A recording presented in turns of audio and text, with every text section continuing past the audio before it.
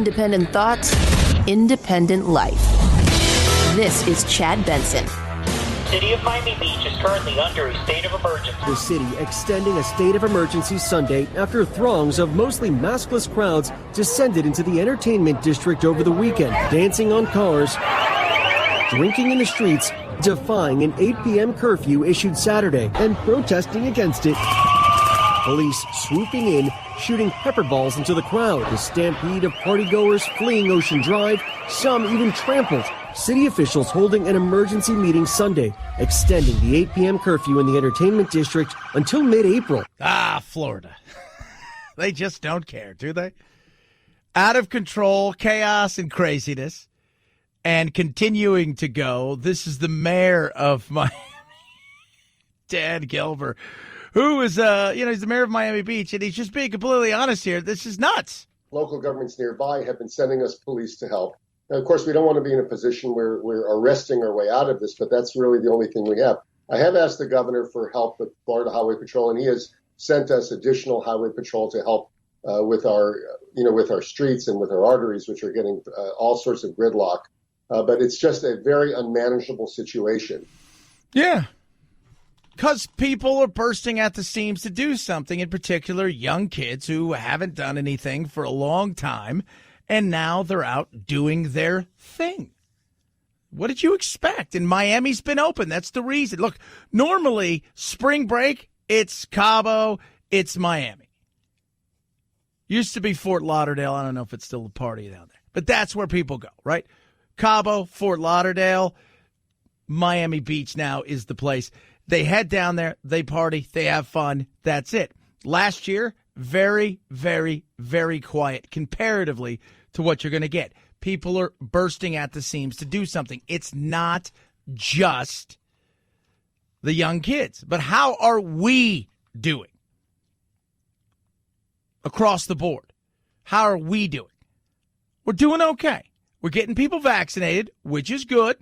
Right now, are we vaccinating at a pace that will outrun the spread of these variants? Yeah, at the rate we're going now, as you just heard, something like 3 million immunizations per day, 110 million that have now been administered, close to 30% of the population over 18 that's now had at least one dose. We're on a very nice upward trajectory, and boy, do we need it, because that particular variant that is causing such difficulties now in Europe, called B117, is also here in the U.S. Yeah. And we are vaccinating more than we're seeing an infection rate, which matters. Europe is having a nightmare. Europe is having a nightmare for a lot of reasons, one of which is you've got too many chefs in the kitchen. The problem with the European Union is that everybody out there doing their thing, and then they go and they have to answer to the European Union about what they can and can't do, what gets through and what doesn't get through. And while they're all trying to make sure the checks and balances and everything works correctly, each nation is falling further and further behind, and Europe is becoming a mess. Germany, France, Italy, Spain, the nightmare continues because they're having less people vaccinated and more people are catching it on a daily basis. And a year plus on, they're over it. They're pushing back. You're seeing way too many riots, way too many protests because they feel like their governments are failing us. Look, at the beginning of this thing, let's be real. We're going to talk to Jamie Metzl a little bit later. He's a guy, he's a smart dude. I mean, like, you could not, like, the kind of smart where you're like, wow, this guy is, woo. And we're going to talk about China, where the virus he thinks originated from. He's an advisor for the World Health Organization. But he's also pointed out, yeah, we've had some mistakes as well, but we're getting this part correct. That's what matters. At this moment in time, that's what matters. We're not going to have another Europe on our hands. We're not going to have a major fourth surge. But what we are looking towards and what looks like is about to happen is we are going to see a significant bump in cases in a bunch of states. And that means more infections, more hospitalizations, more deaths. Yeah, which is possible, Dr. Jha. Is it, look, are we going to see some more infections? Yeah, you can have kids partying all the time and not think we're not going to see more infections. The good news is we're vaccinating the people that are high risk. We're vaccinating the people that are the ones who are most susceptible of catching this thing and actually paying a heavier price. Like a 21-year-old gets it. I'm not really worried about a 21-year-old. Could it kick their ass? Kick their ass. Is it going to kill them? Probably not. If we're going to go straight by the numbers, if they're healthy, they have no underlying conditions other than they maybe party a little too hard every now and then, no. Chances of them getting sick and dying from this are virtually nil compared to things even like the flu. Older people, that's one thing. People with compromised immune systems, that's another thing. And the more that have at least one shot or have some sort of T-cell immunity or immunity across the board because they've caught it before, this thing is slowly but surely going to die out. It's never going to go anywhere, but the spread we won't see compared to Europe because Europe is fighting a battle where you're sitting there. And I have several friends in Europe, and we WhatsApp this weekend, and it's just like it's a nightmare. And that the UK is getting it somewhat right. And part of it is because they told Europe to pack sand a few years ago, remember? When they said, now we don't want to be part of the union anymore, we want to leave the union. So they're doing their own thing. Well, the continent, as we used to call it when I lived in the UK, they're having serious, serious issues. So the question is, what goes on from here? What about the variants? Because that's the big thing. These variants. I'm getting vaccinated today. Later on, I'm getting vaccinated. Went online, and oddly enough, we were doing, I don't want to say a bit, but the county I live in, I call it the Valley of the Dirt People, because there's not a lot out there. There's a lot of dirt, some mountains, some trees, not many of them, lots of saguaro cactus. But they decided last week to go 18 and over. So I said, all right, well, I'll go get vaccinated. And my other show that I do, my on-air partner, he's terrified that anybody's going to get this. And he is a super hypochondriac and a little bit of a germaphobe. So I was joking around, and I went online. It took me like 2 minutes to set something up. Got a text yesterday as well saying, are you coming today? I said, yes. So I'm going to go to today and get my Moderna now because I've already had it. They suggest one shot for me because I've already had it. They don't suggest getting two. So this will be very interesting. And I'm totally fine getting this. I think a lot of people, it's so bizarre to listen to the people who are hesitant. And I understand waiting a little bit. I got no problems with that. And we're 6 months into this, for the most part. It seems to be doing its job. But it is kind of funny, though, the way that this is still breaking down upon, partisan lines. And it's what makes me laugh is so many of those people out there who are now vaccine hesitant, whatever you want to call them, so many of them would look at anti-vaxxers and make fun of them a year ago. But now they're the vaccine hesitant. That's kind of funny. Vaccine hesitancy, in part fueled by dangerous misinformation, is higher among Republicans and Trump voters than other parts of the U.S. population. Has the mask helped you? No. You're going to get sick with a bacterial infection. So you're not going to take the vaccine? Absolutely not. What if Trump came out and said, please take this vaccine? No, I don't believe he'll take it. I would recommend it, and I would recommend it to a lot of people that don't want to get it. Have you guys got your vaccine yet? I will not get vaccinated. Never going to take the vaccine. Why do I want somebody to push something onto me and not? I'm perfectly healthy and fine. We're not going to die from it. And you know what? If we do, then it was our time to go because we believe in God. It's okay. So if it's their time, I would never tell anybody to get a vaccine or not to get a vaccine. You do what you need to do. I'm doing it because I work around people who seriously have some issues, compromised immune systems, things of that nature. And I thought to myself, I think it would be different if I was on my own like I was a few years ago where I had my own studio and I was away from people and really didn't see anybody. I might, after already having it, push it out a little bit longer. But I say, screw it. I'm going to go get it. I got no problems with it. I don't think tomorrow I'm going to wake up and go, oh, my God, I have to, Bill Gates is tracking me and now I have to be his gardener or whatever it is that people think that's going to happen. Or I'm going to get a tail or something like that. I don't think any of those things. Like I say, I look and see what the lawyers say. And if the lawyers say it's good, then we go from there. Are you planning on taking the vaccine? Yes. You are? I have an elderly father. He's 93 years old. I have to take it.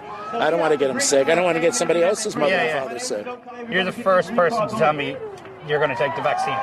Serious? Yeah. I think that a lot of the people who are angry and say they don't want to take the vaccine, a lot of them are more angry at the establishment of the lockdowns. So they take their anger in different directions. Absolutely. And by the way, I also think a lot of people out there who say they're not going to get it will quietly get it, if that makes sense. There's some people out there that it doesn't matter what you offer them, they're going to push back. That's kind of the way that they've always been. But I think a lot of people out there are going to quietly get it, not tell anybody, because we live in a polarized world and they don't want their friends to know that they got the vaccine because their friends are staunch anti-vaxxers, vaccine hesitant, and they don't want any part of any of this stuff. So because of that, they don't want to tell anybody, but they're going to go do it anyways. Because we live in a world where we self-censor now, and we don't want our team to be mad at us. Crazy. 323-538-2423 at Chad Benson Show is your Twitter. Tweet at us, text the program. What a weekend of sports, including Oral Roberts. All the hard work all season. From the beginning of the year, we've had a group of guys that have just continued to work. No matter what's thrown at us, we're going to fight through everything. And at the end of the day, we came here not just to win one game, but we came to win multiple games. So at this point, it's on to the next one. And so we're starting to focus on Florida. Yeah. Yeah. Oral Roberts. If you had Oral Roberts and you've got them going to the Sweet 16, congratulations, you're a winner. My bracket for the NCAA is so busted, I stopped checking it yesterday. I'm like, I don't care at this point. The only good news, and it doesn't matter, like I've only won 52% of my games, which is mind-boggling. Now, this year's totally different. Because of coronavirus, we've already seen a couple games that were essentially a walkover where the other team had too many people that, tested or were exposed to, so they couldn't play. But there's just, my bracket is destroyed. Normally it gets destroyed-ish. The one saving grace is all of my teams in the Elite Eight, except for one, and the Final Four are still alive. Outside of that, can't even believe how bad it is. Oral Roberts, the 15 seed, going to the Sweet 16, only 2 times. It's the only second time that's ever happened. My goodness me. 323-538-2423 at Chad Benson Show's your Twitter. Tweet at us, text the program. Rough Greens, ruffgreens.com/Chad. Go there. Use that. Get yourself a free bag of Rough Greens. Canine Vita Smart. Give it to my dogs. They love it. It's a supplement. Goes on top of their food. They eat it up. It brings their food to life. No nastiness in there. It really does something that's amazing. Just imagine, we all take a vitamin, do some of these things. It's the same thing for your dog's food, because your dog's food is essentially meant to live on a shelf. It's not meant to be living. So when you go and you put this Canine Vita Smart on it, it brings it to life. And what it's done for my dog Doodle, especially for his arthritic hips and for he's got some fatty tumors on his hips, it has made him mobile, happy. His joints don't hurt. It is incredible. Try it yourself. It is free. You pay for shipping. Ruffgreens.com/Chad, ruffgreens.com/Chad, or call 833-MyDog77, 833-MyDog77. Get your bag free today. Pay for shipping. Rough Greens, we make any pet food better. Chad Benson Show.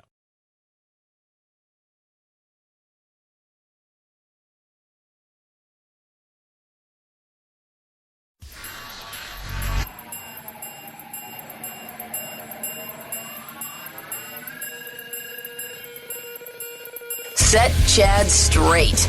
Text the show, 323-538-2423. That's 323-538-CHAD. Someone has to do it. Might as well be you. The Chad Benson Show.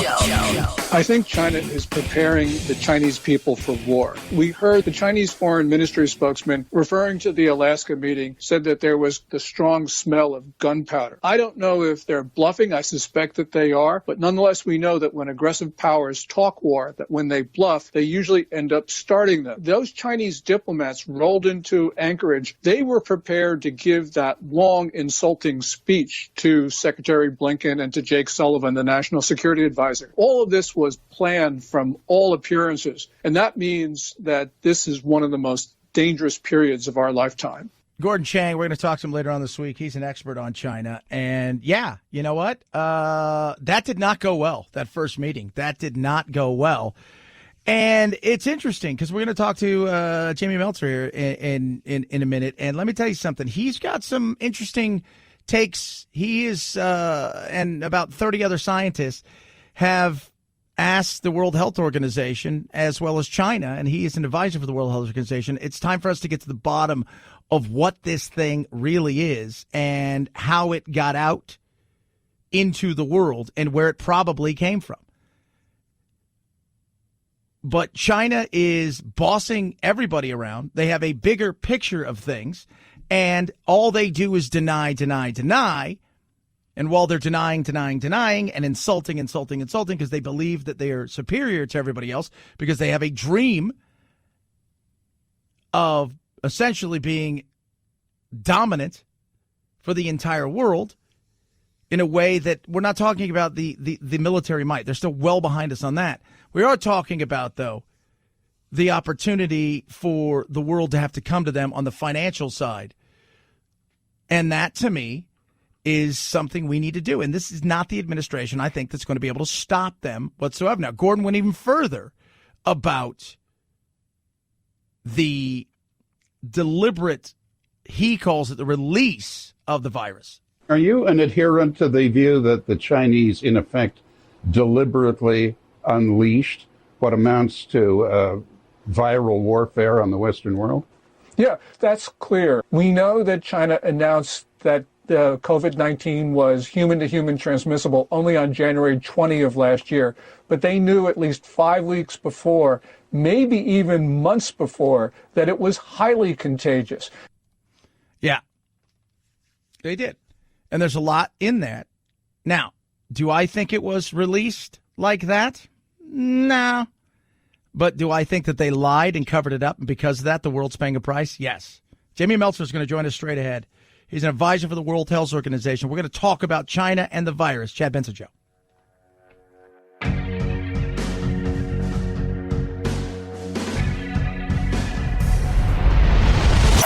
The Chad Benson Show.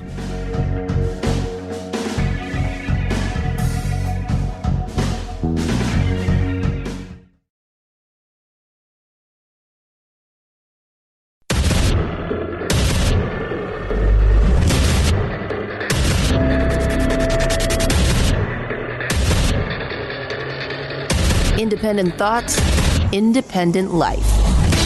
This is Chad Benson. Talking to Jamie Metzl. He's a consultant with the World Health Organization. He's a writer, Hacking Darwin, Genetic Engineering and Future of Humanity. And he's also an advisor with the World Health Organization. And Jamie, thanks for coming on the show today. I really appreciate it because I read as much as I could get through what you put out there was about 3 weeks ago, that it kind of really splashed, and then you went on Rogan and it exploded, where you were calling for China to kind of, hey, let's have a real investigation. It went on at Wuhan and the lab there before, so we can figure out where this thing came from.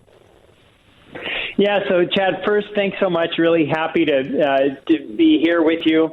And it's actually been a year now that I've been making this case. But luckily, and I'm very pleased that in these last couple of months, what I've been saying for a year about that we need to ask some really tough questions about where COVID may come from, we're starting to get a lot more attention. So maybe if you don't mind, can I just take you back to last year and why I was let's do it. Really suspicious? Yeah. So in the earliest days of the pandemic, I started hearing about this outbreak in the market in Wuhan. And I'd just been in Wuhan in China not long before then. And so average person in the United States is saying, wow, it's these guys, they have all these yokels with a wet market and all these people are eating bats for dinner. But I know Wuhan is a really sophisticated, wealthy, highly educated city. It's China's Chicago. And I knew that we were talking about a bat coronavirus from horseshoe bats. And those bats are in the south of China, 1,000 miles away from Wuhan. So what they don't have in Wuhan in the middle of winter is bats flying around.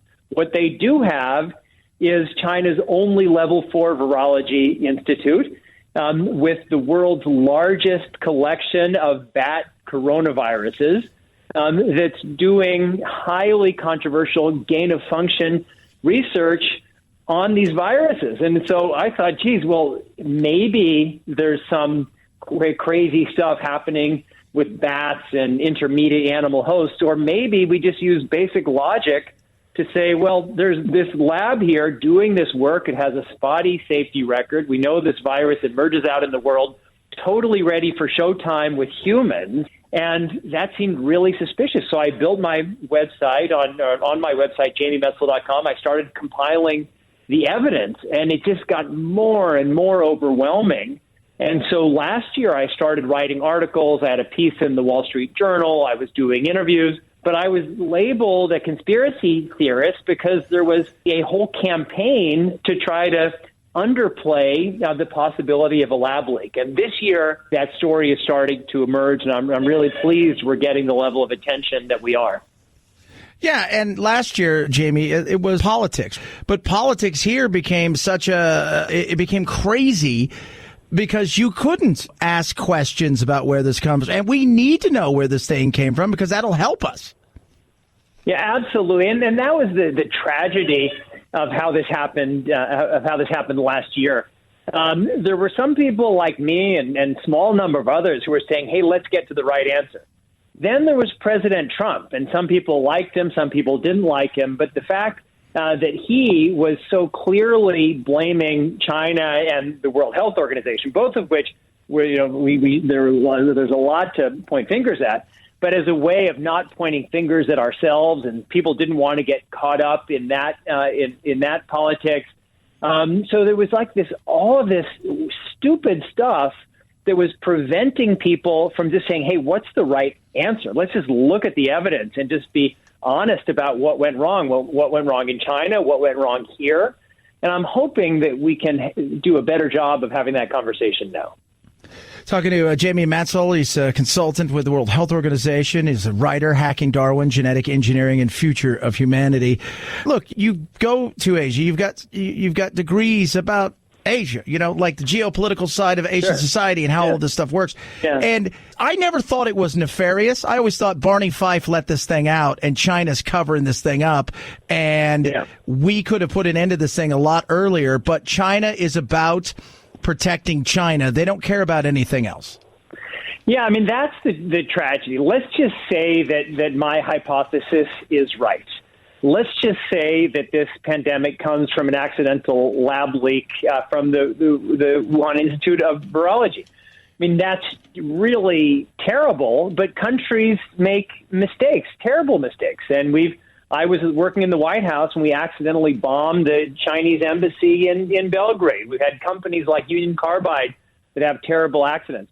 But what is unforgivable, if that story is correct, and even if it's not correct, to have such a massive cover-up for a year where China has very actively tried to prevent any kind of basic examination of what happened. And I think a lot of people are dead unnecessarily because of that. Yeah, and it's so interesting. And again, when I started researching a lot of what you put out there, was it Rat G something or other, like 12 or that the miners went and they kind of got sick, and lo and behold, this stuff ends up in Wuhan? So it's a really important story, and that's why I'm really happy to talk to you, Chad, because I think it's complicated stuff, but at its core, it can be made simple. Here's the basic story. In 2012, miners in southern China, like I was mentioning, the tropical parts of China where these pathogenic outbreaks tend to start, they went into an abandoned copper mine that had become full of bats, and their job was to clean out the bat manure. 6 of these miners went in. They all got terribly sick with what we now know are exactly COVID-19-like symptoms. 3 of them died. Then the following year, a team, including people from the Wuhan Institute of Virology, went to that cave, that abandoned mine, and they collected tons of samples of all kinds of viruses, and they brought those viruses back to the Wuhan Institute of Virology. When SARS-CoV-2 came out, it quickly became clear that the closest known genetic relative to SARS-CoV-2 is, as you mentioned, the RATG13 virus. And they had already published the genome of that virus, which is why we were able to know that. But at the same time, in the earliest days of the outbreak, the entire database, which had been password protected, available online, of the Wuhan Institute of Virology disappeared. So we know they have a collection of these viruses. We know the closest known relative to SARS-CoV-2 in this lab, but they're not saying what else is in their collection. That's the tragedy. I saw the World Health Organization in China did their sit down about, there was it didn't come from the lab, and we're still looking. You could almost look at times like some of those spokespeople from the World Health Organization like it was a proof of life video, because you could tell, like, we're not really buying this, and you guys are controlling the whole thing. And then the guy that runs the WHO came out and said, we're not leaving anything off the table. But it's hard if you're the World Health Organization, because it's kind of like the NFL. You're run by the teams. You just happen to be an organization. Right. No, that's exactly the perfect analogy. So the World Health Organization, which I fully support. I mean, we need a World Health Organization now. I mean, we're seeing why. But they're in a tough position because they are governed by the member states. And yet now they're being asked to investigate one of the member states, which is why the way that it's set up, this team, it's an independent advisory committee to the World Health Organization, not technically the World Health Organization itself. And this report, this press conference and the report that's coming in a week or so is a report of this independent committee and the Chinese government. So there's no way it will be a credible report. There's no way that it will really ask the tough questions about how COVID-19 began, and there's no way that it will seriously consider the possibility, and it's still a possibility, even though I think it's quite likely, that all of this started from an accidental lab leak. We should have done a better job. Like you talk about Taiwan. Taiwan virtually had none of this stuff, and they probably knew things were going on a little bit earlier than us and kind of what to expect, but they locked down rather quickly, and stuff was going on in Wuhan, and we kind of knew that. Pompeo brought stuff up before he left. There is responsibility that we failed here, too, and part of that is our system. It's, we're a republic. We got 50 different little countries that are operating and fighting, and politics gets in the way. But the other side of it is if this was true, everybody would have to hold China responsible for what they did. Both of those statements are totally true. We monumentally screwed up in this country. It's not just the Trump administration, although the Trump administration played a big role in it. Administrations of both parties for decades have been decimating our public health infrastructure, our CDC, Centers for Disease Control. They dropped the ball. There are so many failures on so many levels, but you're absolutely right. 10 people have died so far in Taiwan from COVID-19, and we're over 500,000 here in the United States. Having said that, nobody would have died if there wasn't a pandemic in the first place. And so, as I said earlier, whatever the origin story of the outbreak, and whether it was a jump through animal hosts, intermediate hosts in the wild, which I think is unlikely but possible, or an accidental lab leak, which I think is probable but not proven, whatever the case, we know that especially in the first month, what did the Chinese do? They silenced the whistleblowers. They kept the World Health Organization inspectors out. They immediately started destroying samples, eliminating databases.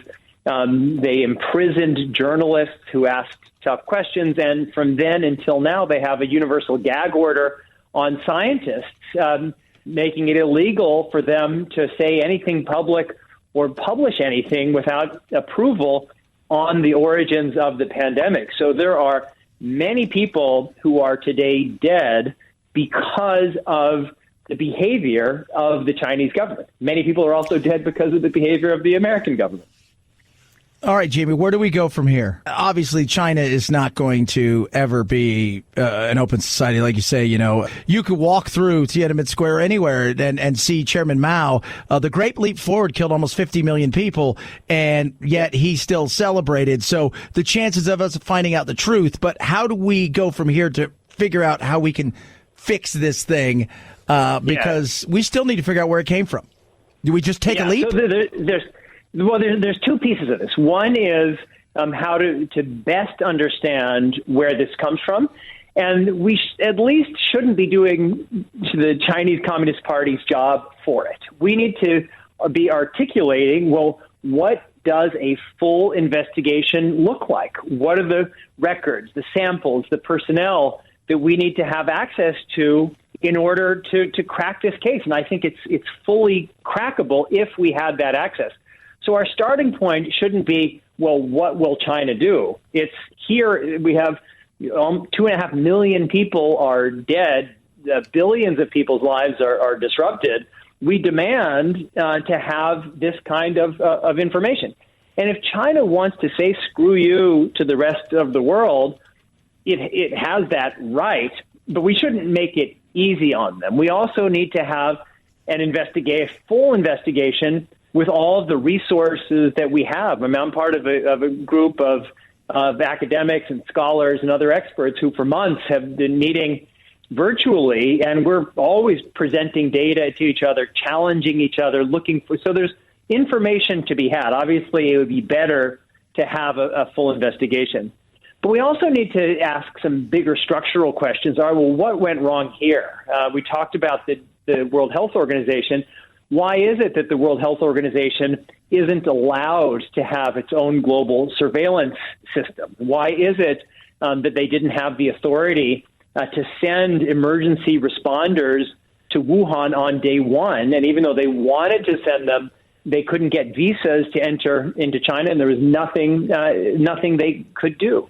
Why is it that we have so many poor people around the world who are doubly exposed to the risks of this pandemic when it's fully avoidable? So I think we need to get to the bottom of how this started and our failures, and then we need to look structurally at the world of how can we build a safer future, because this is not the last pandemic. There could easily be a pandemic worse than this in the not too distant future unless we fix the problems that we have.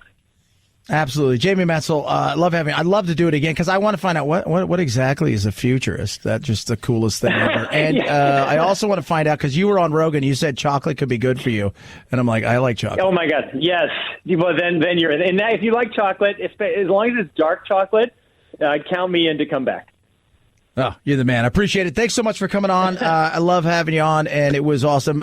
Your book, everybody, grab all those books. You got a lot of cool stuff. Hacking Darwin, Genetic Engineering and the Future of Humanity. Jamie Metzl, thanks so much. All right. Thanks, Chad. Bye. That was awesome.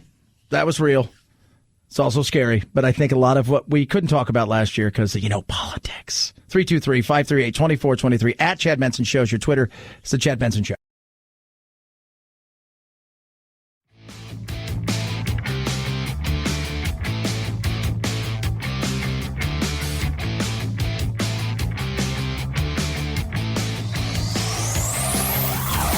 Check out our Chad Benson Show Facebook page where you can hang out or hang your grievances out to dry.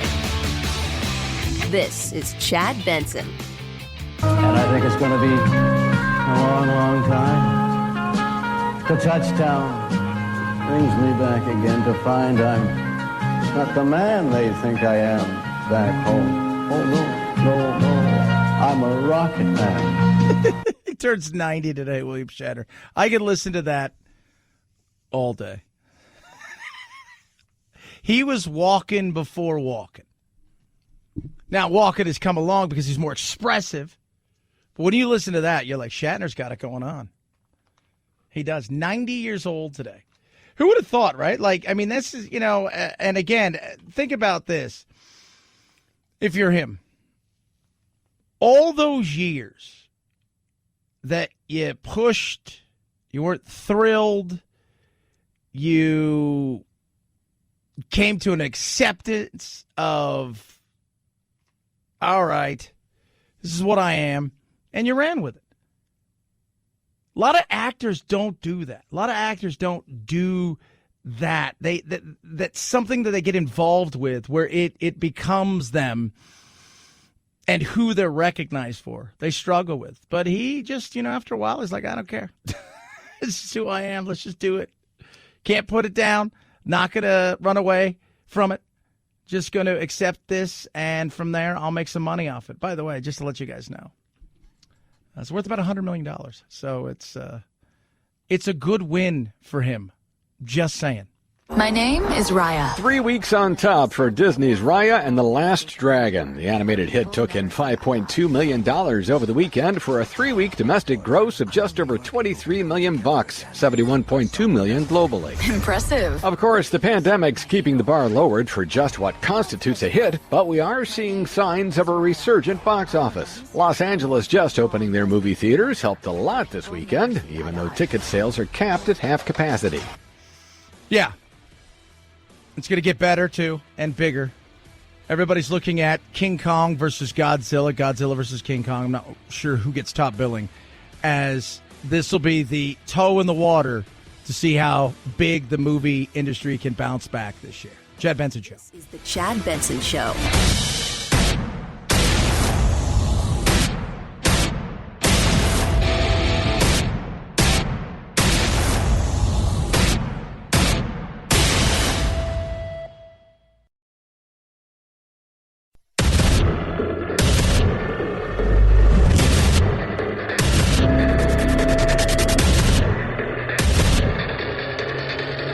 Independent thoughts, independent life. This is Chad Benson. While I was there, they announced they were moving 1,000 to Midland, Texas, 3,000 to the convention center in Dallas. More coming probably to your cities as well. This entire crisis is created simply by Joe Biden's actions and words. Oh, that's not true, Kevin McCarthy. Although it feels like it is. Because they're coming, because they think Joe doesn't care about whether or not they cross the border legally, and they're kind of right. I mean, he doesn't. I mean, they continue to say, well, it's nothing really going on here. Now, supposedly he's going to make a trip down there. They're going to, I don't know how, depending on the stories you read, they got 8,000 unaccompanied all the way up to 15,000. Now we're hearing things like, hey, guess what? Because of COVID, we're not even going to process them in the way that we used to. We're just going to cut them loose, even without a court date. And it's hard to get the real feel. Now, where I live, I work around a lot of Border Patrol agents because I'm dead square in between Phoenix and Tucson. The headquarters of the Border Patrol here in Arizona is right there, and they branch out and go and cover tons of ground. One of my friends, he tells me that things have just completely changed. It is very bizarre how fast it went and how quick it changed. And they knew something was going to happen. Did they know it was going to be like this? The border is closed. We are expelling families. We are expelling single adults. And we've made a decision that we will not expel young, vulnerable children. I think we are executing on our plans, and quite frankly, when we are finished doing so, the American public will look back on this and say we secured our border and we upheld our values and our principles as a nation. That right there is a guy who's full of Secretary of Homeland Security, Alejandro Mayorkas. And I don't know what you're talking about. We haven't secured our border for 35 years. This isn't a Biden problem. It wasn't a Trump problem. This was a Republican, Democrat, 35 years of ignoring problem. That's what this is. You could talk about right now the borders are closed. Trump, we can go back. I'm not going to relive it. What happened with the separation of children and the parents, I was not a fan of.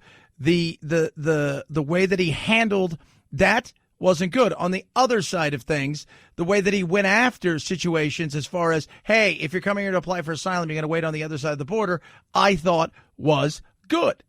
Because that's what you should do. Absolutely. If you were escaping your homeland, doesn't matter where it is.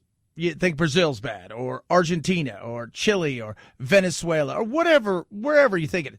Cuba, the first safe place you land is where you're supposed to, what? Apply for asylum. So if you get to Mexico, you apply for asylum there, in theory. We do it for other countries, right? If you're fleeing a nation and you want to come to America, the first place that you land that is safe, if you will. So if you let's say you're getting out of some war-torn place in Africa or Myanmar or wherever it is, and you get to Canada, you're supposed to apply on that side and you wait on that side. Now it's not like that. And I sit here and it's so funny. The administration has played this game of nothing really happening over here, but they're starting to get real questions from reporters who hammered Trump about the way he handled things. But on the other side, kind of have, at least at the beginning of this, kind of ignored a lot of what was going on with Biden. But now they're asking some serious questions. How can you say the border is closed if there is a loophole? If the goal is to get these asylum seekers to seek the asylum in home country, Honduras, Guatemala, El Salvador, for instance, how do you get them to do that if our policy is to let them in at the border? Please remember something, that President Trump dismantled the orderly, humane, and efficient way of allowing children to make their claims under United States law in their home countries. So we are rebuilding those orderly and safe processes. No, you're not. What you're allowing people to do is to come here and to essentially live life here. Go for it with zero repercussions. There are no, my buddy says, and I would love to get him on, but there are some issues about whether or not you can or can't talk. Oh no, we don't tell people that they shouldn't talk. But the reality is even Todd was questioning: is there a gag order? What does that mean? I mean, right now we have no access to or photos of the conditions in the facilities. There have been no ride-alongs with agents. All inquiries are routed through Washington. There have been strict controls on sharing data. Local Border Patrol folks feel like they can't even talk to our folks down there. Is there a gag order? There is not. That is unequivocally false. Let's be clear here. We are in the midst of a pandemic, and Border Patrol agents are focused on operations, on securing the border. We are not focused on ride-alongs right now. Yeah. No, you don't want people to see what's going on. You don't want them to know that it's a free-for-all. You don't want them to know that you have essentially allowed people to come here and you're not doing anything to slow it down. You could say you are. You can wink, wink, nudge, nudge.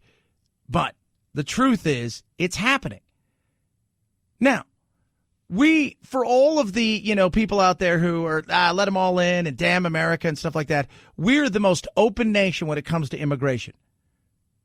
But it is also at times the luck of the draw, and it takes a long time. There are a lot of things that go into it. We need to have a secure border. Who doesn't think that? Who doesn't think we need to have a secure border? Who doesn't think that we need to have, as a nation, protections in place? Just curious. I'm always fascinated by this, and it's becoming a disaster. A disaster that if Trump was in charge would be there would be people down there, pictures, they'd be screaming, yelling, the news would be all over. At least they're asking real questions. This is becoming a disaster. The Biden administration is showing they were completely unprepared for this massive influx. We also hear that they're looking at other locations in Dallas to deal with consequences. We do not yet know what it involves, but what we do know is this.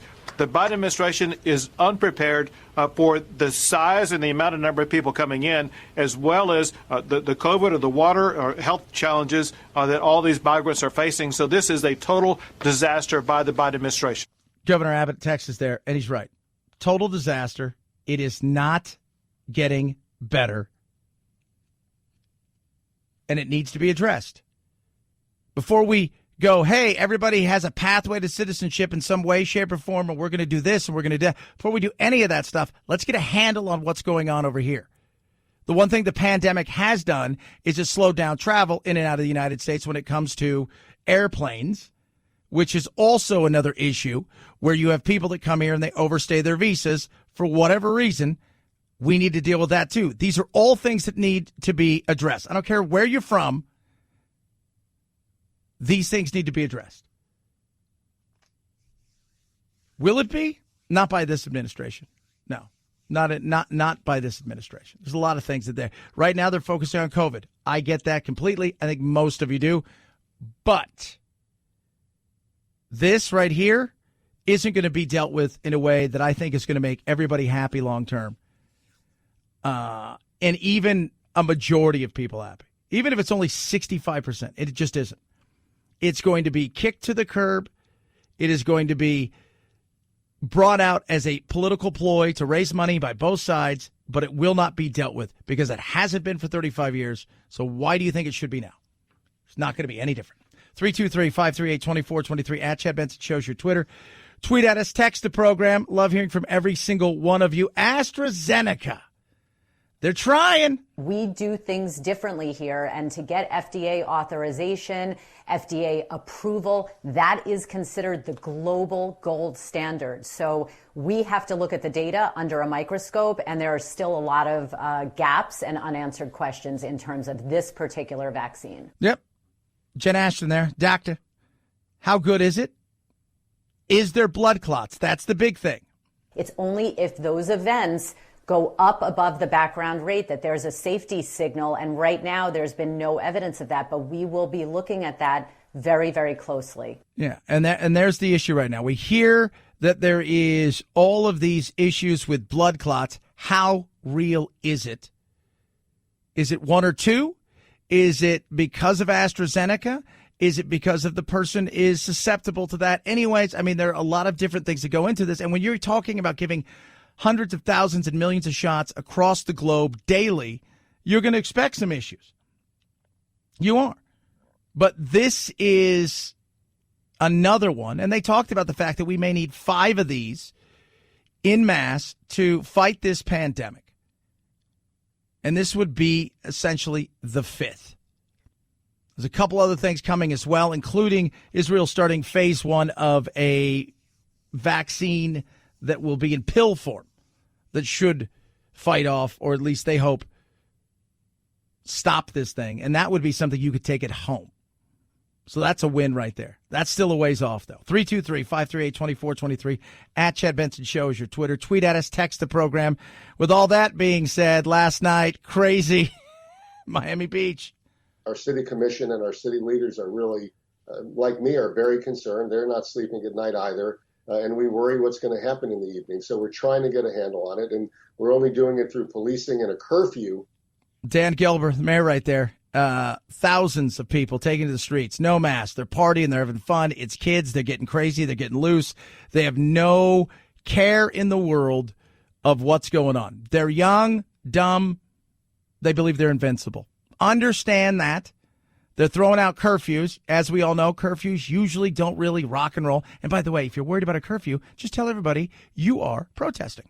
I'm not sure how many other things we can do other than, earlier curfews and more shutting down of arteries. But hopefully we won't have to do that because, most of this is happening at night. And right now we've pretty much put an end to the evening activities that are happening in this part of our city. Yeah. Very interesting. Absolutely very interesting. If you've seen the pictures of Miami, it is like, it's spring break party. It's everything you think of 80s movie style. People partying, drinking, the beaches are swamped. It is as if nothing has happened. And Florida's kind of lived that way off and on through this entire thing more than any other state, as really as if nothing has ever happened and that there hasn't been a pandemic that has rolled through. Florida's kind of said, you know what, this is who we are, this is what we're about, and we're going to go in there and we're just going to roll with it and see how it goes. And while they have been absolutely affected by it, not as effective as, infected as far as the way that it's happened in other states that have been super locked down. And yes, they've had a large number of deaths comparatively when you compare sides, but they also have a very large number of older people. And they're and most of these kids, they're coming to party, and this is not Florida natives because it's spring break still. They're partying. 323-538-2423 at Chad Benson Shows your Twitter. Tweet at us. Wounded Paw Project, amazing organization. Been working with them for the last few years, and they're just great. They rescue animals that would be euthanized. They train them and get them to our veterans, first responders, and their families and help them in ways that are just amazing. Our veterans come home, and they struggle with PTSD. They struggle with injuries, and these animals go and change their lives as their lives, too, are also changed. It helps them really get back into the swing and normalization of everyday life. They need your help. A donation of a vehicle, a cash, anything you can do would be fantastic. It's simple and easy. You go to woundedpawproject.org. Find out how you can help, woundedpawproject.org, and just check out all the stuff they're doing with these animals. Woundedpawproject.org. Wounded Paw. You'll be saving a paw to save a life. Chad Benson Show.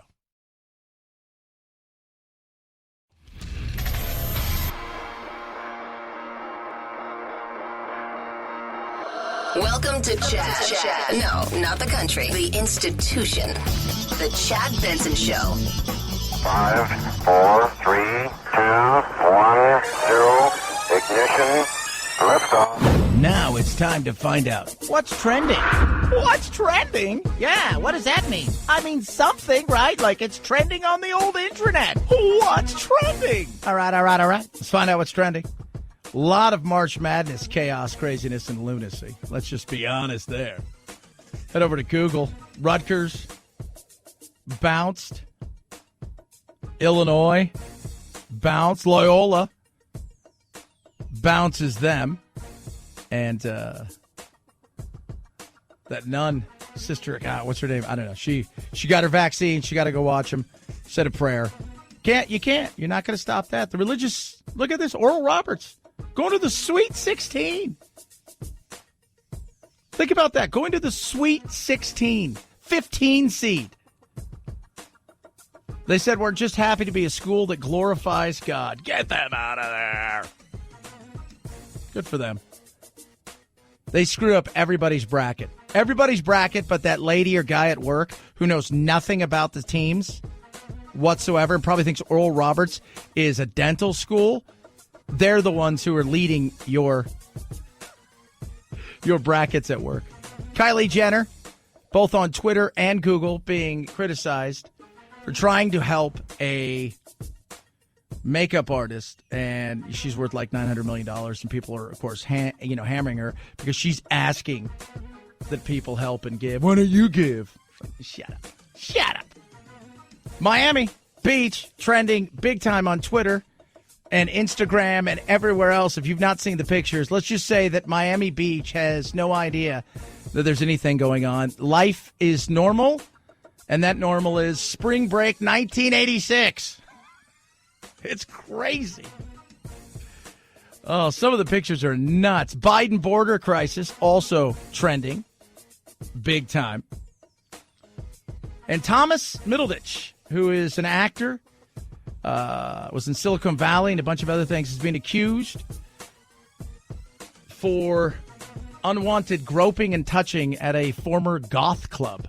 I didn't know there was a club just for goths. But yes, that's why it's a former club. 3 women have come out and said that he groped them.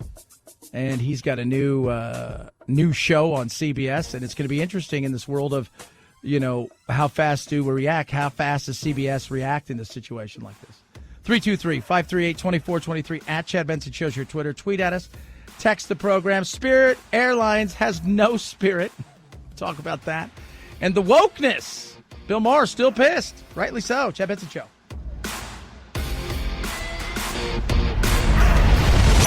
The Chad Benson Show.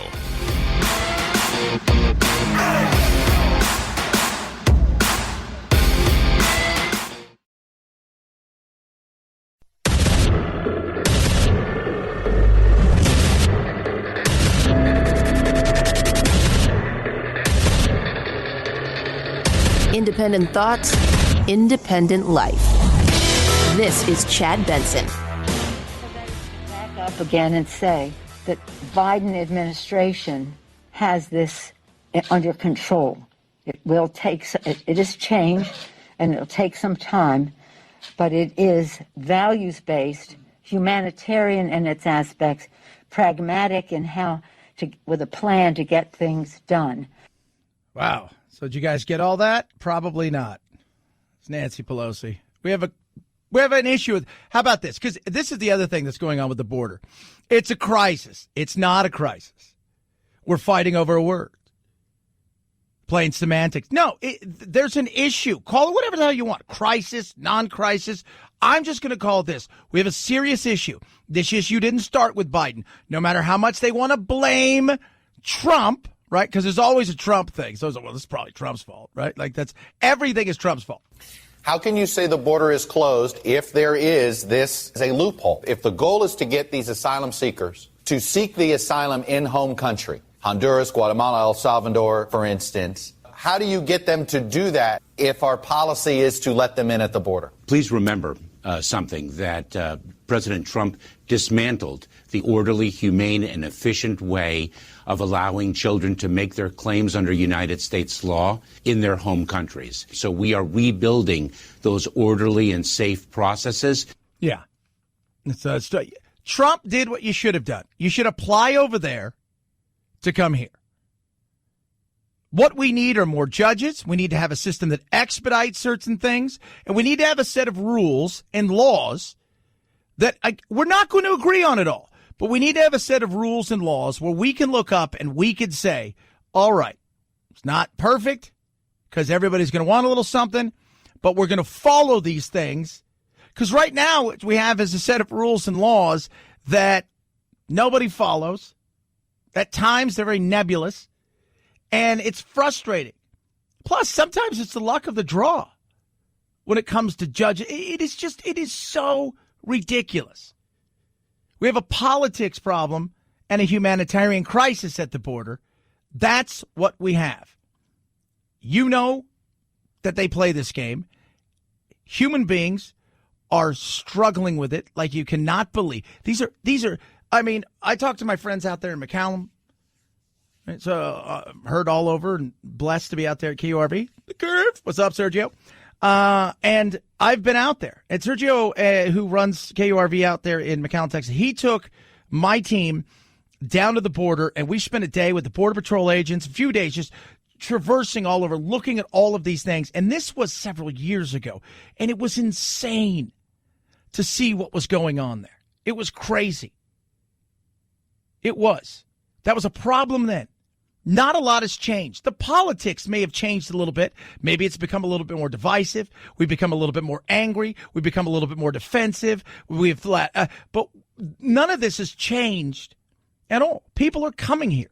They're seeking opportunities. These are human beings. And on the other side, right, are human beings who are struggling as well, who are struggling to make sure these people aren't just living in the streets, who are struggling to make sure that that they've got the things they need. This is a crisis that is happening.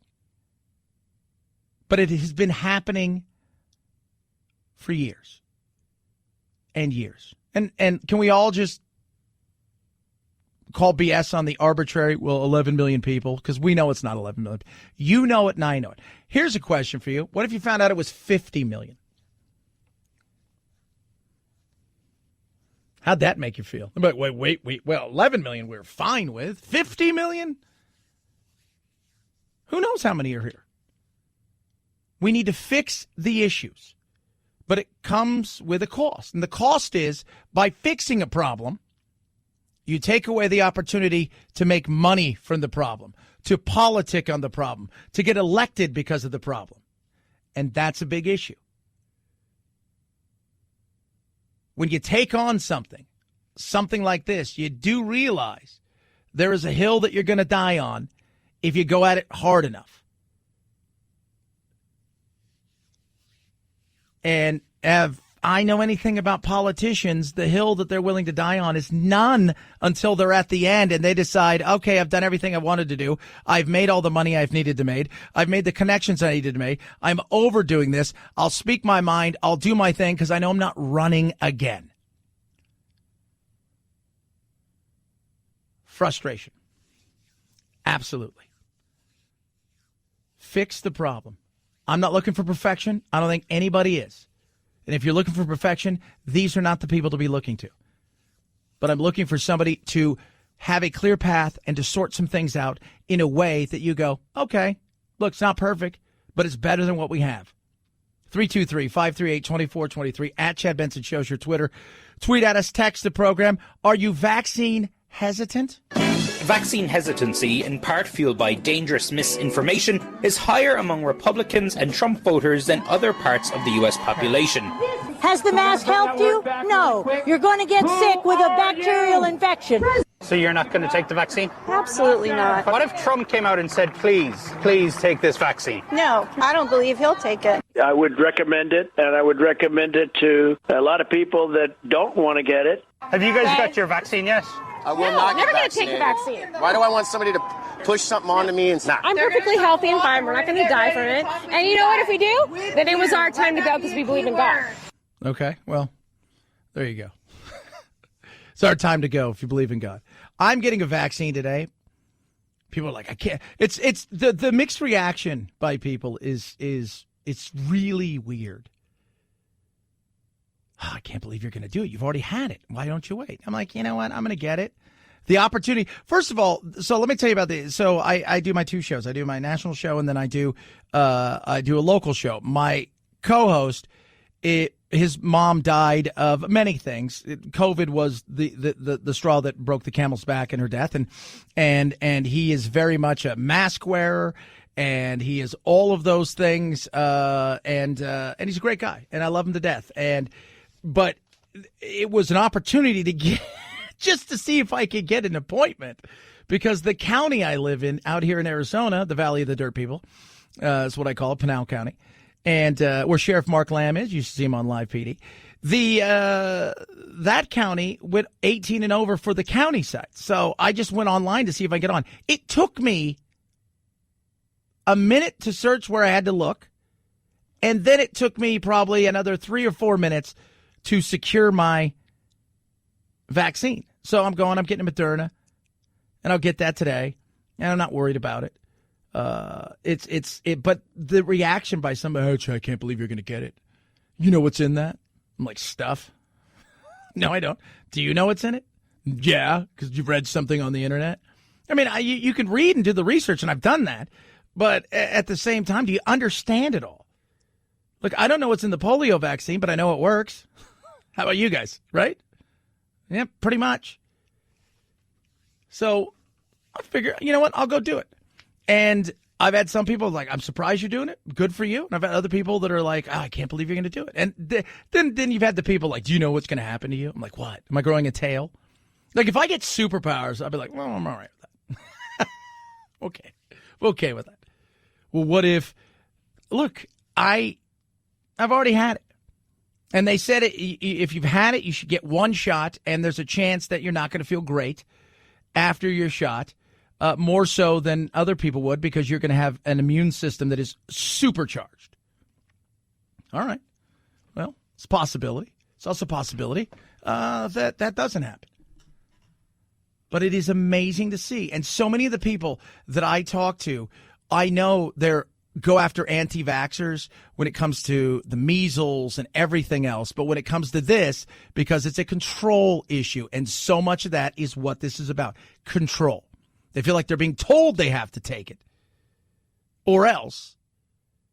And some people, look, I don't care if you take it or don't, but it is just interesting, the dynamics of this and the way that it's still breaking down. Politics and tribalism is real. And it's getting worse. And it's crazy. Shouldn't be that way, but it is that way. And it's sad that we're in this position, that we're fighting over a damn vaccine. Well, do you know what could happen to you? Well, I know that the lawyer signed off on it. Is anything is possible. Right? Could we just agree that anything is possible? Case in point, that anything is possible while highly unlikely. Producer Phil, will you remind everybody what happens when you mess with nature? What will nature do to you? Nature will mess you up. Will mess you up. El Salvador, their Olympic hopeful surfer, Catherine Diaz, the top surfer in El Salvador, a professional, by all accounts, a damn good one. And you wouldn't think El Salvador produces, surfers? Yes. Yes, El Salvador produces surfers. And she was very good. And she had a chance of not only going to the Olympics, but doing very well. She died because nature, in an unimaginable, anything could happen situation, she was struck by lightning. She was training Friday, short distance from her home, in El Tunco, El Salvador, when a series of electrical storms hit the area. She was struck while still in the water.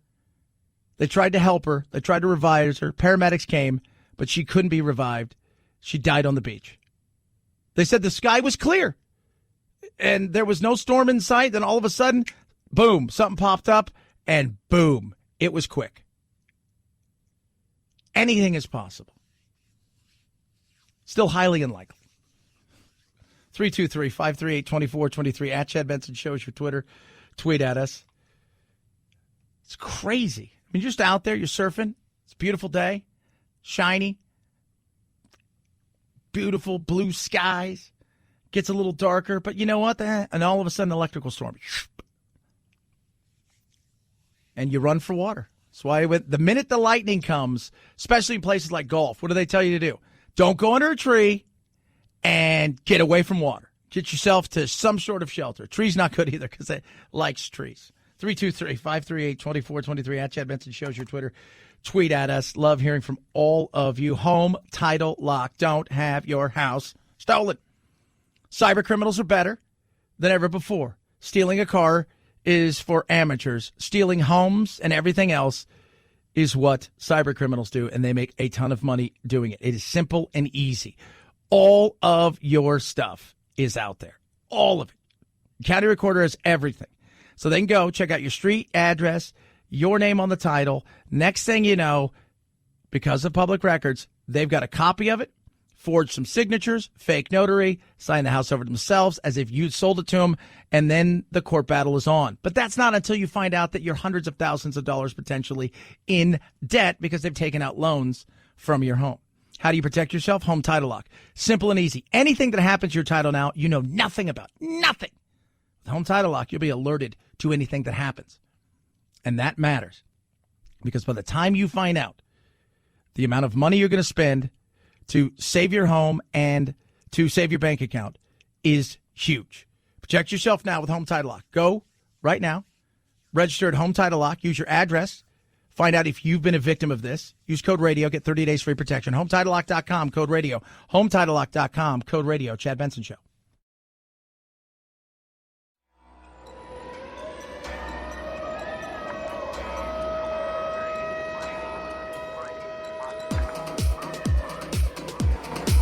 Darn, that climate change.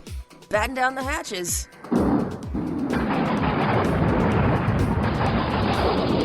It's Topical Storm Chad, headed your way. Gotta love getting kicked off an airplane. We have flown multiple times with our son. Our son is severely autistic, nonverbal, and he's going to be 5 this year. We always fly with Spirit. We've never had an issue with Spirit. Until Callie Kimball says her husband and son were kicked off a plane in Las Vegas Monday morning. There were no issues on the flight to Vegas, but now it's time to come home from visiting family, and there's trouble. He has a medical note from his physician stating that he's exempt from wearing masks. Yeah. Do you think parents want that? I mean, do you think that that's what, oh, yeah, we're going to get a medical note for our child because we want to be, he's already going to be an issue because we understand that. And so because of that, we're just kind of hoping to cause a stink ourselves just so we can go, no, it's not. Producer Anthony and I were talking about this before the show.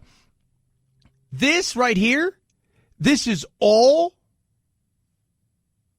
somebody who complained. Right? This is all that somebody, I don't feel comfortable. I don't feel comfortable. And they complained. And are you kidding me? Like, I would have said, just put him next to me. I don't care. I'm not going to, because I've worked, my little brother's got all kinds of problems, you guys know. He's got brain damage and the G tube and the trach and the whole 9 yards. And I've coached a soccer team for years, and we have all kinds of autistic kids on the team, and you know, and as well as kids with Down syndrome and wheelchairs for it amazes me the lack of just common sense and kindness and decency. He's got autism. He has issues. Obviously, he's got some issues. Can't come slack? No. And Spirit. I mean, you know, you fly Spirit because it's Spirit. You know, you bring your own chair because it's Spirit Airlines. If you've ever been on, I flew Spirit a couple years ago to Missouri. It was like bucket seats, like old style, kind of like there were plastic. I'm like, I don't know if this has the capabilities to get us where we're going, but we're going to find out. Whenever he wears a mask, he holds his breath or he starts freaking out and he will harm himself. Her 5-year-old son loves airplanes, so to be told to get off of one bothered him. He has a disability. It's protected under the American Disability Act. And they said, no. Autism's not a disability. He has to wear a mask or he has to get off the plane. Kimball says Spirit refused to refund them. We're out all of our flights, $1,000, and we have a son who's just so distraught now that he threw all of his airplanes down. Yeah. And he should be. And the fact that they did that is ridiculous. And we should all, once again, look at Spirit and say, what the hell are you guys? Autism's not a disability? Really? Kid's 5, doesn't speak? It's not? Live their world. Look, my mother and I have talked about this all the time. I look at my little brother, and the fact that he's fought everything, is born with brain damage, and he's got cerebral palsy, and he has all the issues, but he's got a smile on his face. And we'll coach soccer. I coach the soccer teams, and I'm amazed at some of these parents who have some of these kids with autism. Some of them get to the point where they're violent, and there's just not. I mean, it is a tough situation, and the fact that they would do that, Spirit, shows they have none.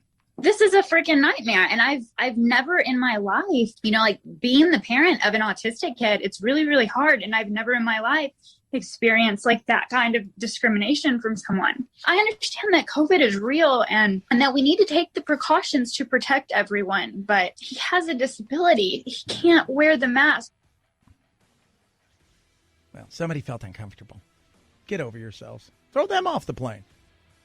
Right? If you're a steward, what do you call them? Flight attendants? I say stewardess. Probably somebody's going to use this totally dead named person. Then maybe they go, hey, you know what? I'm going to take a different flight. I feel uncomfortable. Okay, there you go. Problem solved. Nope. Idiotic. Spirit Airlines. Not very spiritful. That's all I'm saying. Chad Benson Show.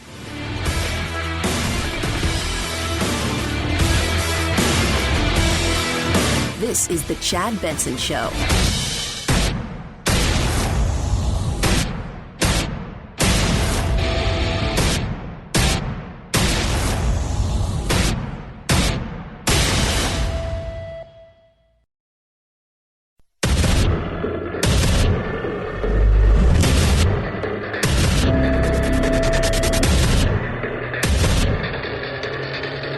Independent thoughts, independent life. This is Chad Benson. The fridge storage can last up to 6 months, and so it really means it's much more durable than the other vaccines. So as we think about really ramping up vaccination across the globe, this vaccine is going to be incredibly important. So that right there, Dr. John Brownstein talking about Astra Zeneca. Astra Zeneca is trying to get itself approved here in the United States of America. Will it happen? Won't it happen? Not quite sure. I mean, I have to be honest with you. I'm not sure. Here's the thing. We're it. This is the place to be. And if you can get yourself approved here, essentially, you can get yourself, the green light just about anywhere. We do things differently here, and to get FDA authorization, FDA approval, that is considered the global gold standard. So we have to look at the data under a microscope, and there are still a lot of gaps and unanswered questions in terms of this particular vaccine. Dr. Jan Ashton right there. Has there been a ton of blood clots? That's the question that people keep asking. Because you hear that there's tons of blood clots, and you hear all of these things, but I don't know if that's true. I don't. I don't know if it is or isn't true, because we really haven't had the data to look at. But we're, if you believe everything, that this is vitally important that we have at least another one or two to help us in this fight against COVID. Now, I'm getting a vaccine today. I'm not getting Astra Zeneca, because producer Anthony's like, if you went today and they offered you Astra Zeneca, I'm like, no, because it's not real as far as being legal. Would I be afraid to take it? I don't think so. I'd have to do my research. We haven't had the opportunity to look at it. Not really. Does it work? Is it working in Europe? That's the thing. All people are like, oh, my God, it's killing everybody in Europe. And has it really? No, it's not. Has there been some issues? Yes, of course. But there's going to be issues in anything. People have died from taking aspirin, for God's sakes. You have to look at the overall. We're doing a large amount of vaccinations to a large group of people in a short period of time. So, yes, there will probably be some issues. We have a vaccine that is 100% protective against severe disease, hospitalization, and death. 79% effective against symptomatic COVID-19. Yeah, that's Ruud Dober. As you can tell, he's Dutch. He's the executive vice president of this place called Astra Zeneca. So, I don't know. But it's out there. And now people are having the opportunities to really get a serious look at, are they going to take the vaccine? Some people are going to choose not to take the vaccine for whatever reason. Other people are going to take the vaccine. They call it vaccine hesitancy. A lot of it breaks down on party line. Some of it is religious based. Some of it is based on the fact that if you've got severe allergies or a few certain things, disease wise, that they ask you, you probably shouldn't take it. And for other people, it's crazy. There's, it's like, oh my God, you're going to be beholden to Bill Gates. And I don't get it. But these are also the same people. And I keep saying, I've said it all over. These are also the same people that think anti-vaxxers are crazy. Who think that, people don't get the measles shots. Those people are crazy. But now it's all because so much of it has to do with the fact that they feel like they're being forced to do something. Are you planning on taking the vaccine? Yes. You are? I have an elderly father. He's 93 years old. I have to take it. I don't want to get him sick. I don't want to get somebody else's mother and father sick. You're the first person to tell me you're going to take the vaccine. Serious? Yeah. I think that a lot of the people who are angry and say they don't want to take the vaccine, a lot of them are more angry at the establishment of the lockdowns. So they take their anger in different directions. He's absolutely right. A lot of people out there, this is a situation where they're not taking the vaccine because they feel like they're being pushed into it. And because of the partisan lines.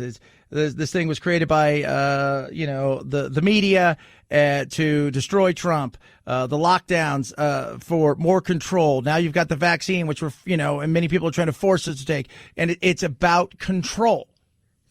Some of it's about anger. Some people have done their due diligence and they thought to themselves, you know what? I'm going to be fine. So, that's fine. I got the people out there who get mad at people who aren't going to take the vaccine. It boggles my mind. I'm like, what are you mad about? Like, what do you care whether they take the vaccine or not? Well, they can make other people sick. Yeah, they can. But you need to deal with you. Let them deal with their issues and you go from there. And I think that'll be good for everybody. Whether you get it or don't get it. I did everything pretty much as correct as possible. I went to a restaurant last week. It's the first time I've been to a restaurant in like 13 months. I haven't seen a movie since last January, February. I have been as social distance and mask wearing because, well, partly I social distance by nature. That's kind of my thing. I play golf, play by myself pretty much. Yesterday I played in a tournament, and which was very interesting. Then, but outside of that, I mean, I very social distance by nature. I've got my lizards, I got my family. I see pretty much the same 8 or 10 people all the time, and that's always been who I was. But I still managed to get it somewhere, and it frustrated me. And I was like, my goodness me, this was nuts. And I realized, well, it's out there. So I'm going to go get the vaccine. But I tell everybody, you do what's right for you. At the end of the day, though, you can control only what you can control in your life. And the fact that so many people want other people, I think, it's almost like they want you to experience this in a way that makes you go, oh, I should have got the vaccine. It's like, no, you do what's right for you. I'll worry about me. I can do everything I can for myself and for the people around me. And that's it. Nothing else. Nothing else. You do what's right for you. You search, you check it out. If you feel that you've made the right decision for you, you win. Fantastic. 323-538-2423 at Chad Benson Shows for Twitter. Tweet at us, text the program. Oh, my goodness. Immigration. Nightmare. Or is it? Like is it a nightmare? Well, it depends. If you're the people going through the battle to get here, or if you're the people who are on the borders who are having to deal with the influx of people that are coming here, or if you are the cities and states across the country, you're going to have to deal with a lot of this stuff on a day-to-day basis, then, yeah, it might be more of a bit of a nightmare and a frustration. If you're a politician, you got a smile on your face because it's another way to raise money. The border is closed. We are expelling families. We are expelling single adults. And we've made a decision that we will not expel young, vulnerable children. I think we are executing on our plans. And quite frankly, when we are finished doing so, the American public will look back on this and say we secured our border and we upheld our values and our principles as a nation. Homeland Security Secretary Alejandro Mayorkas. What is that? You said a lot without saying anything. Our values. You're not doing anything. You're going out and you're saying this is all Trump's fault. You know you have an issue at the border. Everybody understands there's an issue at the border. Crisis, whatever you want to call it, to the point now where even Biden is having to go, I should probably pay a little bit more attention at what's going on there. I should probably get down there. President Biden says he will take a trip to the border at some point. But as for those severely overcrowded facilities housing kids, we're seeing more than 800 kids in these facilities being held there for 10 days or more. These are not places for kids. They are only supposed to be allowed in these facilities for up to 3 days. But the Biden administration, they still, to this day, despite all of our requests, will not allow journalists inside to see what is going on inside those facilities. People are having serious questions because if this was Trump, we know how this thing would have blown up, right? You know, everybody would have been down there and all the politicians would have taken a trip down there and they would have all been, battling it out and they would have been in front of the media 24/7 and the media would have just gone without it. It isn't going the way that they thought and they're getting questioned on it. And it's funny because Chuck Todd is asking some serious questions to the Secretary of Homeland Security about, hey, why no transparency? What does that mean? I mean, right now we have no access to or photos of the conditions in the facilities. There have been no ride-alongs with agents. All inquiries are routed through Washington. There have been strict controls on sharing data. Local Border Patrol folks feel like they can't even talk to our folks down there. Is there a gag order? There is not. That is unequivocally false. Let's be clear here. We are in the midst of a pandemic, and Border Patrol agents are focused on operations, on securing the border. We are not focused on ride-alongs right now. Nobody's asking for that. They're asking for access.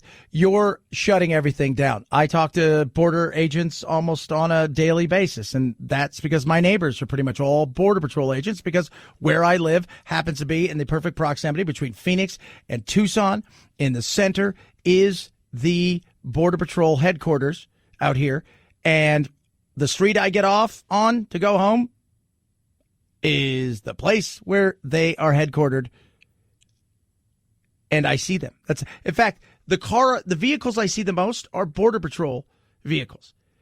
And between Tucson and pretty much where I live is one of the busiest corridors in the country. And they're telling me everything's changed. Like that. And no, they don't want us to talk. And they don't want us to talk about anything. And, of course, they're frustrated. And now you're hearing stories that they're just letting people out because of COVID, and they're using COVID as an excuse to let people out. How real is it? I think that's real enough. But if they're just letting people essentially come across here and they're not doing a full go through everything and then give you your court date, then you truly have an open border. Even more so than we thought. You don't think people should be frustrated about that? That is BS. It is. And for the Republicans out there freaking out, you're raising tons of money. I know. I get your emails. Yeah, I subscribe to emails from everybody I can on both sides of the aisle. I love to see what they're hitting us up for money-wise. It shows me, there's a problem that they don't want to go away because the money is too good for them. 323-538-2423 at Chad Benson Show's your Twitter. Tweet at us. AMAC, Association of Mature American Citizens, fastest growing over 50 organization in the country, is rocking and rolling, and they want you to join them. Fastest growing over 50 organization. Jump on it because they got great benefits from retail, restaurant, hotel discounts, and everything in between. But on top of that, they're out there in D.C. on your behalf fighting for your First and Second Amendment rights, making sure that things like Medicare and Social Security are solvent, but also going to both sides of the aisle and saying, hey, you know what? You see this problem here at the border? We need some common sense immigration reform. What are you guys doing about it? And that's a good thing. Everybody needs a fighter, especially nowadays. And unfortunately, if they're not taking the fight to you, you better figure out how to take it to them. That's what AMAC does. Join them today, amac.us/chat. $16 a year, pennies a day to join. amac.us/chat. amac.us/Chad. Chad Benson Show.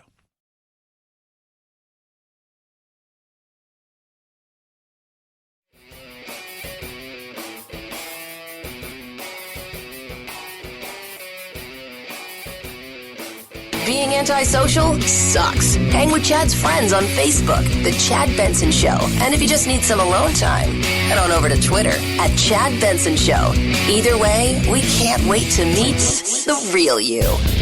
City of Miami Beach is currently under a state of emergency. The city extending a state of emergency Sunday after throngs of mostly maskless crowds descended into the entertainment district over the weekend, dancing on cars, drinking in the streets, defying an 8 p.m. curfew issued Saturday and protesting against it.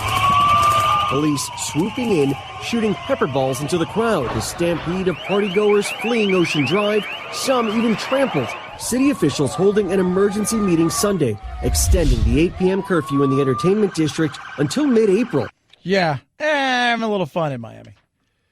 Pent-up chaos and craziness, people out there just having a good time, and frustration when it comes to what's happening because you've got people running around without their masks, but they're young people. Well, Chad, that's still not right. Well, it is what it is.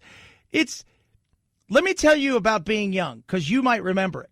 You thought you were invincible. You thought nothing was going to touch you. You thought that you could live that's life. Now, we've got something that is a serious issue. Absolutely. But did you expect anything different? I mean, they've kind of lived that way for a long time. And I think in Florida, they're okay with people from Florida living that way. I think their worry is people are going to come there and maybe they bring something with them, but more than likely they're going to take something else with them but they're young people. Should we worry about the young people? It's frustrating. I think there's also a look,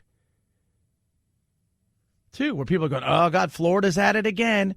Florida's at it again. People are crazy. They're nuts. When something lights the crowd up, whether it's gunshots, as it was 2 nights ago, or something else like that, and hundreds of people are running through the streets panicked, you realize that that's not a situation that any police force can control. Miami Beach Mayor Dan Gelber there. No, it's going to be tough for you to control what's going on. You've got people partying hard. Youngsters. Man, some of the pictures from Florida, you're like, wow. Like nothing has happened is the way Florida is. That's why people go there. They're going to Cabo. They're going to Florida. It is 2000. Heck, it's 1986, but Florida looks like spring break. Wait for the MTV house to show up. What's been going on in our city over the last month or longer, but certainly over the last month and increasingly getting worse over the last week or two, has been a real, I think, jeopardizing of public safety. So it'll be very interesting to see how they handle it. They're going to extend this. They keep moving the curfew. Like now it's from like, all right, the minute the sun comes out to the minute the sun comes out on like the 15th of April, everybody needs to stay indoors. It's tough to stop, and the police can only do so much. But welcome to Florida. 323-538-2423 at Chad Benson Show's your Twitter. Tweet at us, text the program. Oh, so much stuff to get to, including nature messing you up. Chad Benson Show.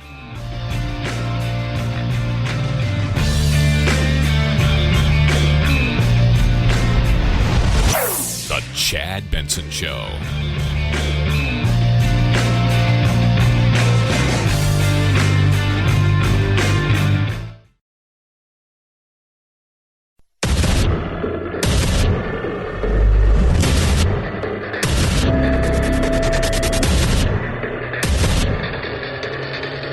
Independent thoughts, independent life.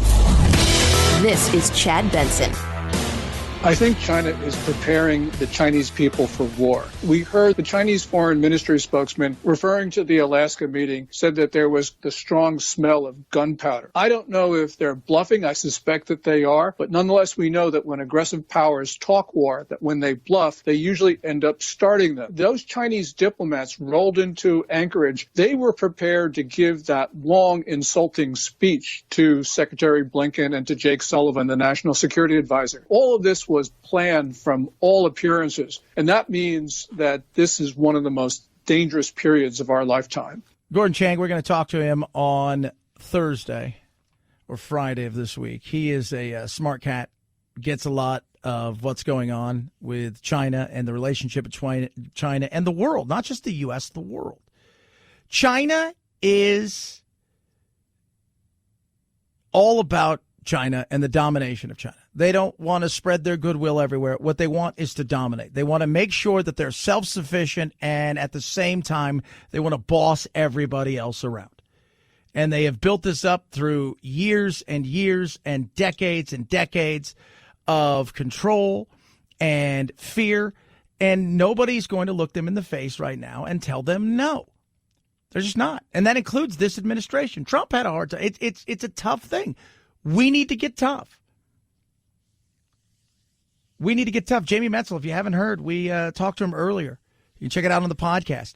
He is a smart guy, and we're talking about a super smart guy, a guy that works on, if you will, in the political world on the left side of the aisle.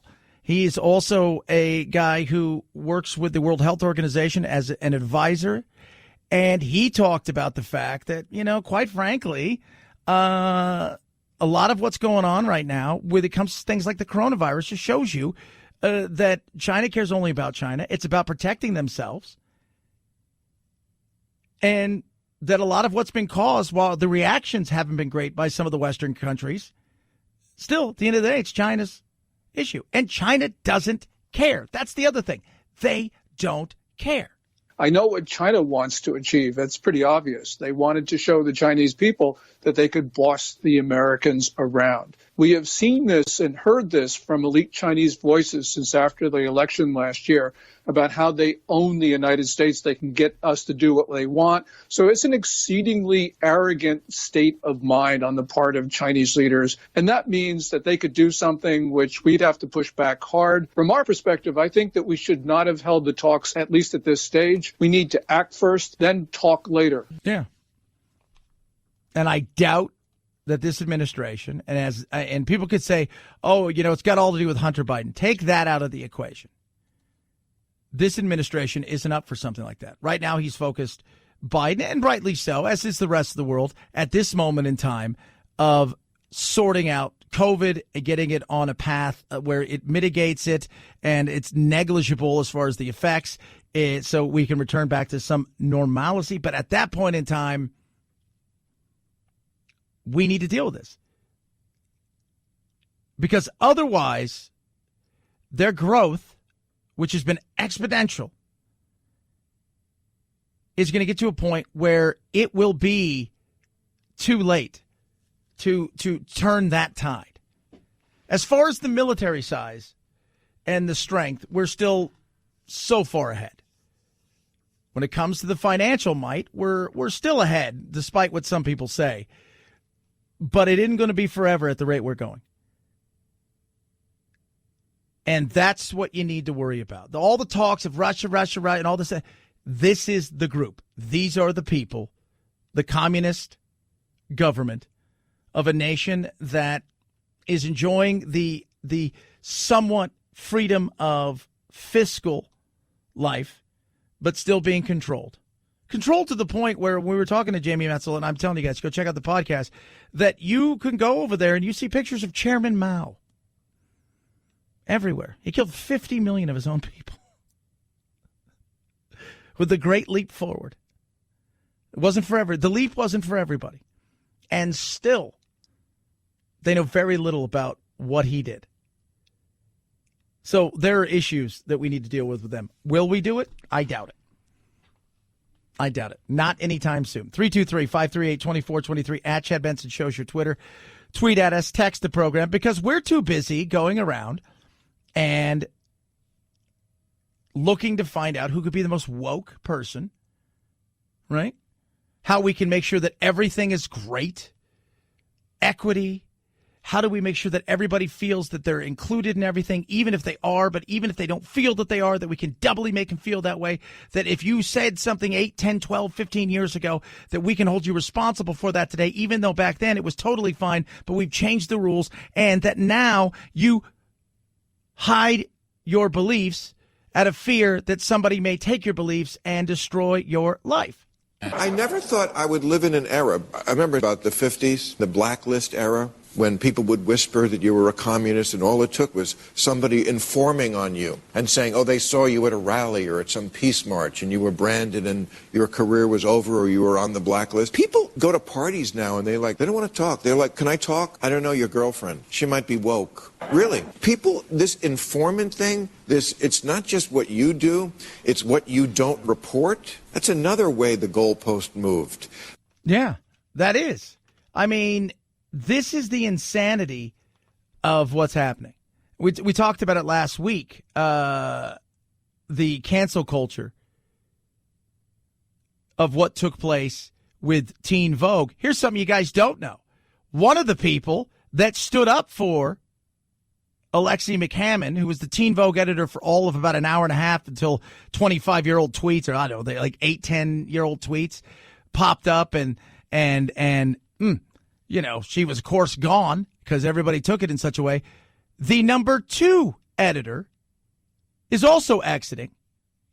She became editor-in-chief in the next week, but apparently she stood up for her, and she has said something in the past that has made people pissed off. And so now she has to go. It's like, it's at the point now where I'm waiting for them to call me. And I'm like, I don't even know. Maybe. What are you guys paying? What do I have to? I don't have to do anything, do you? Bill Maher's right, though. Now, sticking up for somebody, look at what's his name from The Bachelor, who didn't stick up for somebody. He said, maybe we should let them speak. So before we destroy this human being, let's hear what they have to say. Or not saying something get you in trouble. You're in a no-win position. It's like, look, I have to snitch on you. Otherwise, I'm going to be in a lot of trouble for not snitching on you. But everybody's going to think I'm super woke, and I'm really not, because I kind of maybe potentially agree with what you have to say or don't have to say, or I don't think it's really a big deal, and I know you. None of that stuff matters because this is the world we live in. And on the internet, which is not real, it's really weird. The internet is not a real world, but it can have real-world implications for you if the woke come for you. You say that woke and liberal are now really two different, at least, wings of the party. People who consider themselves classic liberals, like I do. And that's why I think they lose. The Democrats have been losing votes that they should be winning. Defund the police. Could you come up with a more drive away the voters phrase than that? Just to take one. Democrats are too wonky. We're eggheads. We talk too much about issues. We need to communicate our values. The median voter doesn't share our values. Our values are weird and alien. If they had our values, they would be liberals. Yeah. By the way, people say, well, what's classic liberalism? Just think of it this way, right? It's a branch of it's a liberal world, but it advocates for civil liberties. Nothing wrong with that. Or the rule of law with an emphasis on economic freedom. Ooh. So it's not woke and progressive. It gets pushed over in that thing, but think of a more of a left-leaning libertarian, if you will.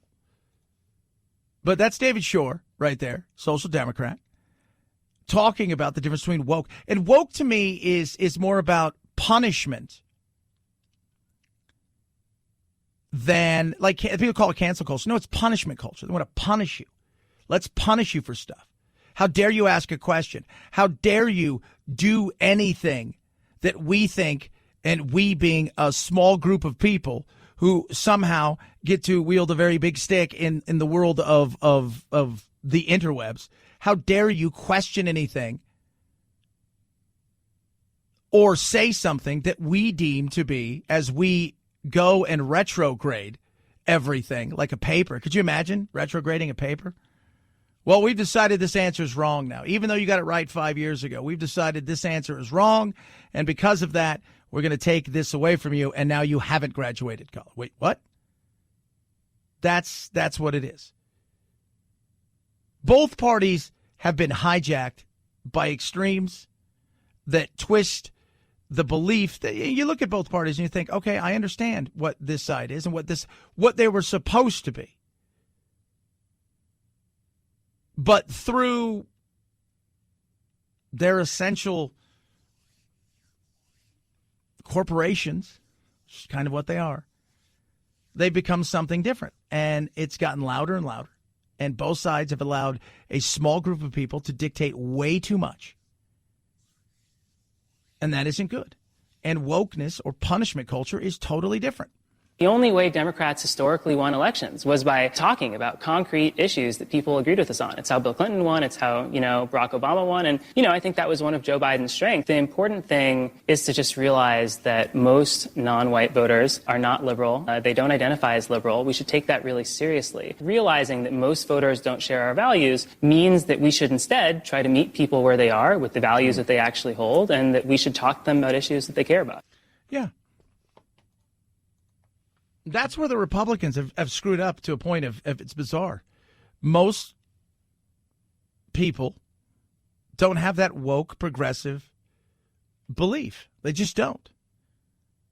But the Democrats at times will go tell better stories and get into situations where they're able to influence more. But you look at, especially an older generation of Latinos, not Latinx, Latinos or Hispanics or people of different cultures who are predominantly Catholic, a little bit more conservative, right? Same thing with an older black generations of more conservative Christian values. Thing is, people don't go there with that. And Republicans have failed to do that. And a younger generation, while a little bit more woke, still looks at their parents for a lot of stuff. But both sides have failed voters. It's always the lesser of two evil. That's what happens when you have to choose between two bad corporations. 323-538-2423 at Chad Benson shows your Twitter. Tweet at us. Car Shield gives you 24/7 roadside assistance, a rental car for free while your car's in the shop. You choose said shop.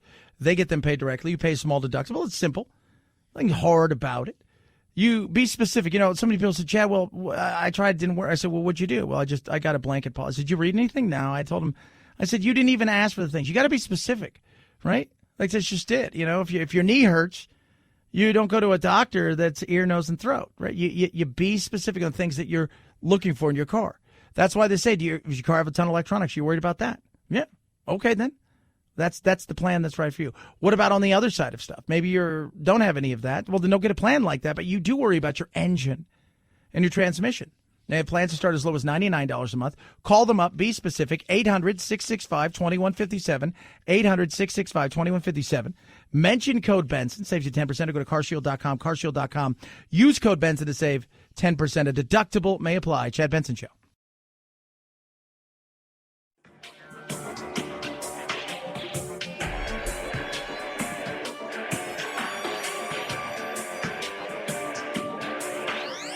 Warning, no snowflake zone. Uninformed opinions are in danger of melting. The Chad Benson Show. Hey, producer Phil, remind everybody about nature. What will nature do to you? Nature will mess you up. Mess you up. Just remember that.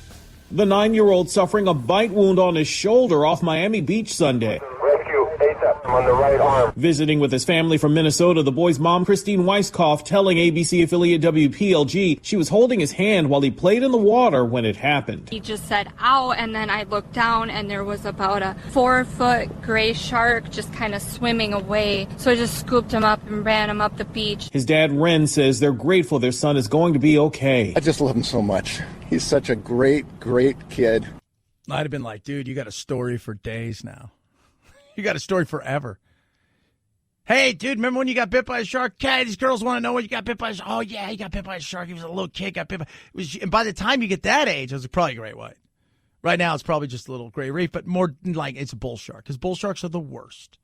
We were talking about this yesterday. I played golf and with a couple of local clients here. We went out and played in a tournament, and we were talking about, you know, people who, because they know I've got animals. I said, look, I've got animals, and, you know, I respect all my animals. There's some animals I would never turn my back on. Other of my animals, I'm very cautious, you know, because I treat them like that. But I know that they're not going to do anything to me because they've had millions of, you know, but anything can happen, right? Even with dogs, right? We talk about this all the time, but go and look at, you know, how many people die a year from dogs comparatively to even, you know, venomous snake bites here in the United States. It's virtually nil compared to several.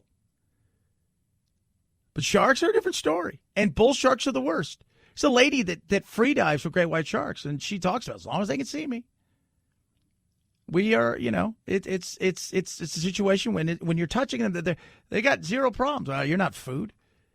But the bull shark, it's a different story. It'll bite anything.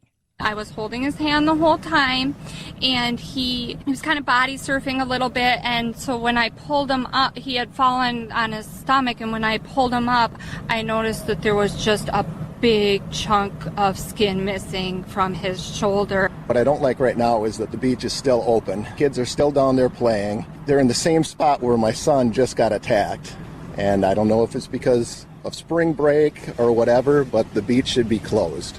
You warn it. You're in the ocean, right? I got news for you. Wherever you go in the ocean, there is always an issue potentially that can go wrong. Drowning is most likely the issue you could have, but sharks are there, and yes, you should warn people, and they probably kept people out of the water for a while.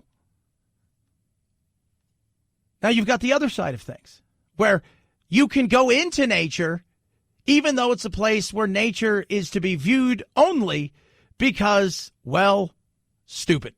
Witnesses say that this elephant came just feet away from this child and her father. I froze. I just prayed that they would escape with their lives. A terrifying close call for people at the zoo Friday night. A man entering the elephant enclosure with his 2-year-old daughter in his arms. Very young child in his arms, and he's probably between the gate of the elephant enclosure and one of the biggest elephants I've ever seen. Because he probably sees a lot of elephants. Idiotic, right? I mean, what are you thinking? Why would you be in there? Oh, wait, I know. Because, you know, the gram. The man wanted a picture, getting through 2 security fences meant to keep people away from the elephants. One of those fences is electrified. The crowd just starts yelling, and everyone's like, dude, you got to get out of there. The elephant starts charging the man with his baby in his arms. The man was able to make it out, but not before another close call. Police say he dropped the child as the animal was approaching. He's able to tuck and roll and kind of throw the baby back underneath the fence of the enclosure. Well, at least he was smart enough to do that. People are stupid. And guess what? Dad was potentially inebriated. You feel bad for the kid in a lot of ways because A, that's dad, and B, that's dad. Dad tried to take you to get a picture with a giant elephant. Think about that. Have a blessed day. Got you through the Monday. We always do. We'll do it again tomorrow. As always, night, Jack. The Chad Benson Show.